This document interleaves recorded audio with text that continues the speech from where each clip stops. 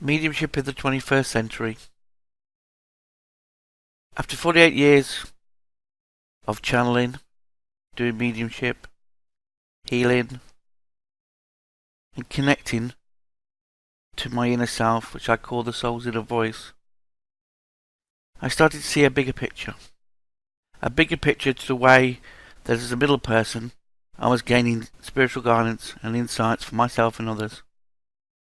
In helping others, I was able to see their connections to how they created their life, to what the problems was causing, and the bigger picture to why.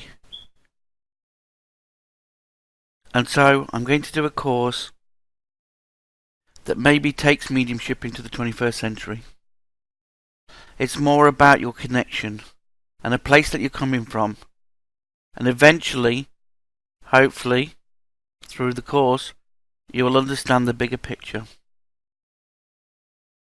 The spirit world is connected to us because they have an emotional attachment to us as well as themselves.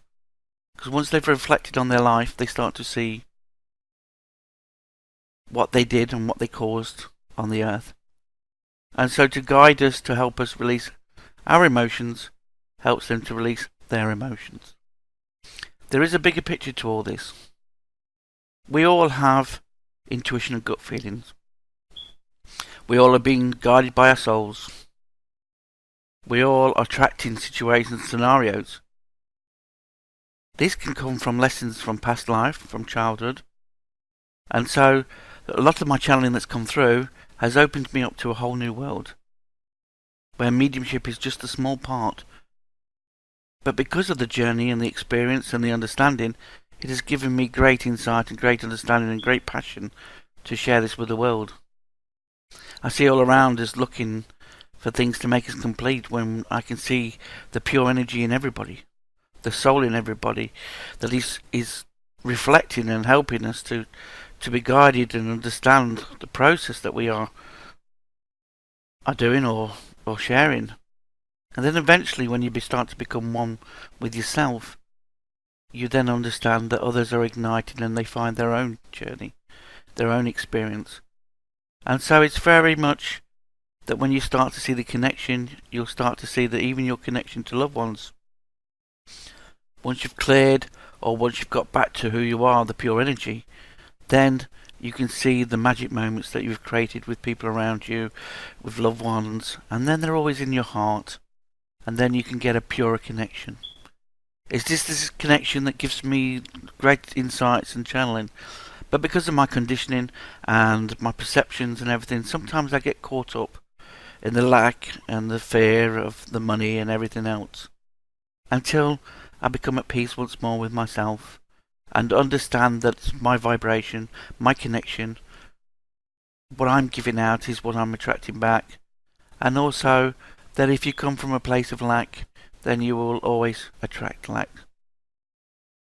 The universe just gives us the opportunity to bring balance to our lives. But there is a connection that we're all a part of. We all can tap into, we all can learn from.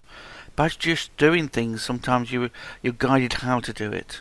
Then there's an automatic flow of your path and your way in life. So searching and trying so hard, even though it gave us the good experience, it's not always necessary. When you put too much energy into something, you're actually stopping the flow of it. When you're not surrendering and allowing, you're not allowing the true picture to emerge. So a lot of people might not be able to even visualize what they want in their life or what they've created or the joy that comes from flowing and being at one with yourselves. And this could be the lesson of your past life, or a lesson of your childhood. So you have areas of your body where it's vibrating, and that is why they channel through the vibrational healing.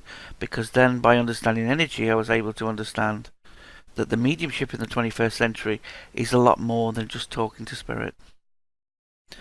We can still do that, but you imagine tapping into an energy where your loved ones are already connected, where everybody's connected, where all the people that have brought great insights and great wisdom and great joy to our lives are part of that.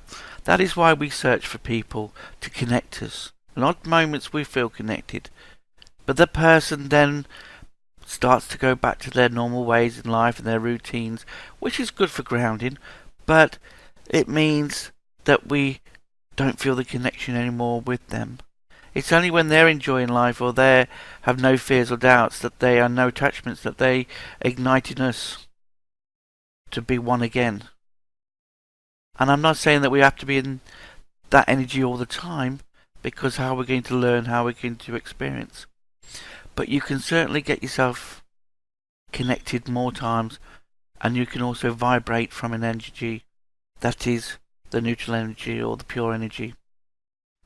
And then you can see the bigger pictures to why things are created and what is happening, and also how you can believe in yourself and the universe, because that is the connection.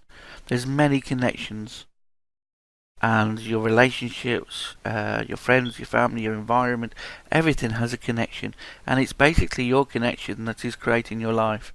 And so when you understand this, you can see the bigger picture. So mediumship for me, using all your senses, channeling, automatic writing, all these different ways of connecting. And so to limit yourself to just one area is like limiting yourself just one idea, when there's a millions that you could be tapping into.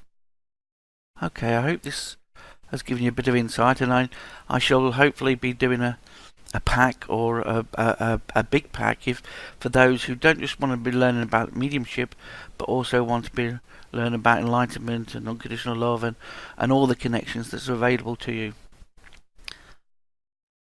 Thank you for sharing.